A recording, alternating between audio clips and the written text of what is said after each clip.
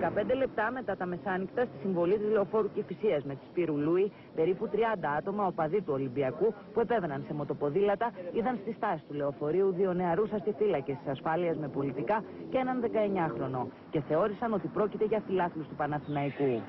Πλησίασαν και με τα χέρια άρχισαν να τους χτυπούν, τραυματίζοντάς τους ελαφρά. Οι 2 αστυνομικοί δεν πρόλαβαν να αντιδράσουν. Οι νεαροί τους πήραν τα υπηρεσιακά τους πιστόλια και τράπηκαν σε φυγή. Στο σημείο έφτασαν αμέσως αστυνομικοί της ομάδας. Την επόμενη μέρα η ίδια εικόνα και εντός του γηπέδου που οι ζημιές είναι ανυπολόγιστες. Οι ζημιές τα καταγράψαμε και συμφωνήσαμε πράγματι με τους παράγοντες του ΠΑΟΚ ότι τα καταστραμμένα καθίσματα ήταν ένας θεωρητικά μικρός αριθμός 149. Εδώ είναι το πισίγι, αυτό μπαίνει σε ένα πιστόλι. Οπαδών σε όλο το μεγαλείο. Κάποιοι, πέρα από τις ηλικές ζημιές που προκάλεσαν στο γήπεδο της Τούμπας, δεν σεβάστηκαν ούτε την προτομή του μεγαλέξανδρου του ελληνικού ποδοσφαίρου, του Γιώργου Κούδα. Το λάβει σοβαρά η πολιτεία υπόψη της, γιατί έχω δώσει τα δείγματα της χειρουργική. Σήμερα το πρωί και οι δύο είναι πολύ καλά.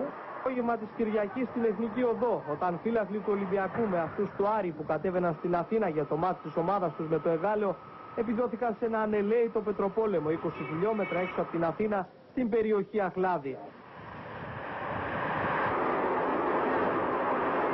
Άρχισαν καθοδόν να συγκεντρώνουν πέτρες οι οπαδοί του Ολυμπιακού. Συνάντησαν τα λεωφορεία του Άρη, τα σταμάτησαν σε αυτό το σημείο. Τα οποία λεωφορεία του Άρη, τα 2 ειδικά, τα έχουν καταστρέψει ολοσχερώς. Η αστυνομία προέβησε 4 συλλήψεις οπαδών του Ολυμπιακού και σύμφωνα με υποδείξεις των οπαδών του Άρη επιστράφηκαν τα κλεμμένα αντικείμενα από τα πούλμαν. Εξάλλου στις έρευνες βρήκαν στις αποσκευές των οπαδών και των 2 ομάδων ναρκωτικές ουσίες και αλκοόλ. Τα φοφάνια κάθε άλλο παρά έριξαν φως στο δύσμυρο ελληνικό μπάσκετ. Το τέρμι των αιωνίων στη Γλυφάδα μεταξύ Ολυμπιακού και Παναθηναϊκού δεν τελείωσε ποτέ. 2 λεπτά και 54 δευτερόλεπτα πριν το τέλος του τρίτου δεκαλέπτου και ενώ οι δύο ομάδες βρίσκονταν στους πάγκους, δείτε τι έγινε.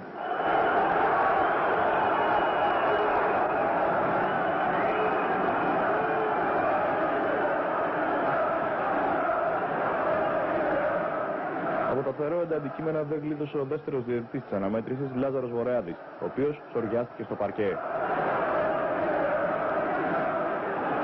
Πήγαν στα αποδυτήρια και το παιχνίδι διεκόπη για περίπου 35 λεπτά.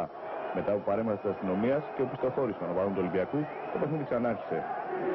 Η κατάσταση όμως ήταν έκρηθμη και 33 δεύτερα πριν τη συμπλήρωση του 30ου λεπτού, νέα αντικείμενα έκαναν την εμφάνισή τους στον αγωνιστικό χώρο, αναγκάζοντας τους διαιτητές να διακόψουν οριστικά το παιχνίδι. Δείτε τι τους ακολουθεί κατά την είσοδό τους στα αποδυτήρια.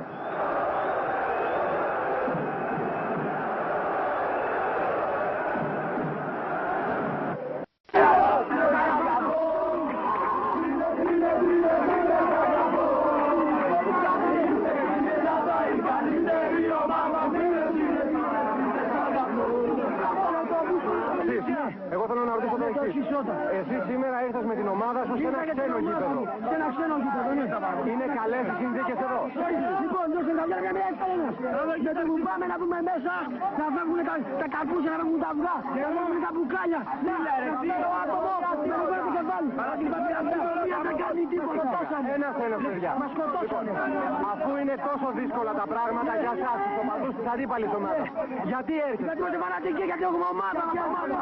Είναι και ομάδα μας. Το θρύλο παρά τη μάνα μας. Θέλουμε για το θρύλο.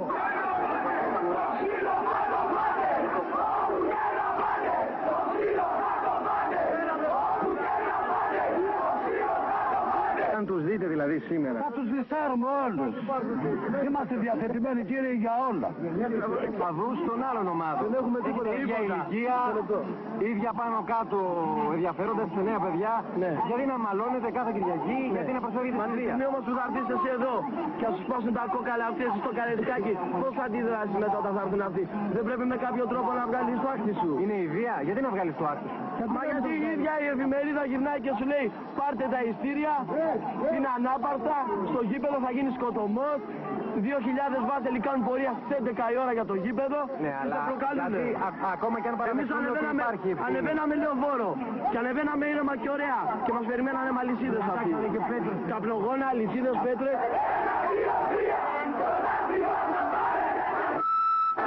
Δηλαδή το βλέπετε, μαζεύει δεκάρικο και έρχεται από Θεσσαλονίκη Αθήνα να δει τον Ολυμπιακό κάθε Κυριακή.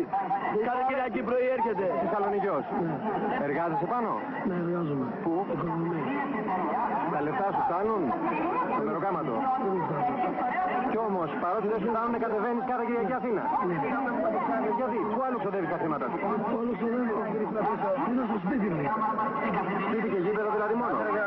Σπίτι, γήπεδο, λίγο ξέρω εγώ, δισκοτέκ θα πάμε, αλλά το Σάββατο είναι για τον Ολυμπιακό. Αν μείνω Θεσσαλονίκη, αν μείνω Θεσσαλονίκη θα με σκοτώσουν οι παγοξίδες πρώτον. Γιατί οι παγοξίδες μου έχουν βάλει τη φωτογραφία μπροστά.